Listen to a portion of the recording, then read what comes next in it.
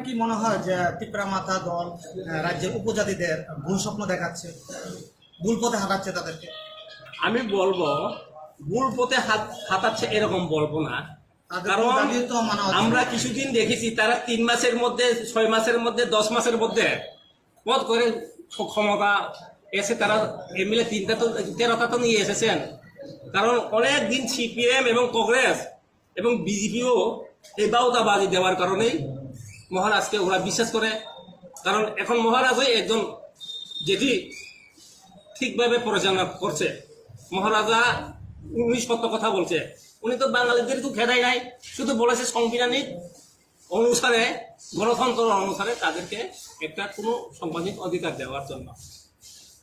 আপনি না, যে এই এই বিষয়টা দাবিগুলো তো সাপোর্ট মানা- করেন, এই যে মহারাজা গ্রেটার ট্রিপটাল্যান্ড বলছে, আপনারা আপনাদের জোট শরিক রাজ্য সরকার তারা এই বিষয়টা মানছেন না, গ্রেটার ট্রিপটাল্যান্ডকে তারা কেন্দ্র পর্যন্ত এই বিষয়টা মানছে না, আপনারা জোট শরিকে রয়েছেন, আপনারা কি এই বিষয়টা মানেন? আমাদের আশাওয়ালে যে আমাদের সঙ্গে যখন আমি যখন টিওআইপি ছিলাম, তখন আমাদের আশাওয়ালা আমাকে লিখিতভাবে দিয়েছেন, আমি তোমাদের যে 44টা দাবি এবং ত্রিপুরালের আমি অ্যাকসেপ্ট করছি, আমাকে চিঠি দিচ্ছে।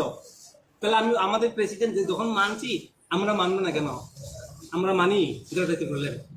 গ্রেটার ত্রিপুরাল্যান্ড বলতে বাংলাদেশে ওই সব নিয়ে নাই, এখানে যে 35টা গাঁও আছে এগুলো তো করা হোক। বিভিন্ন জায়গায় দেখা যাচ্ছে ত্রিপুরা মাতা থেকে দল ত্যাগ করে না, আইন আদালত চলে যাচ্ছে। ত্রিপুরার মাথাতে অনেকগুলো উশৃঙ্খল ছেলে আছে, এইগুলো ঠিক না।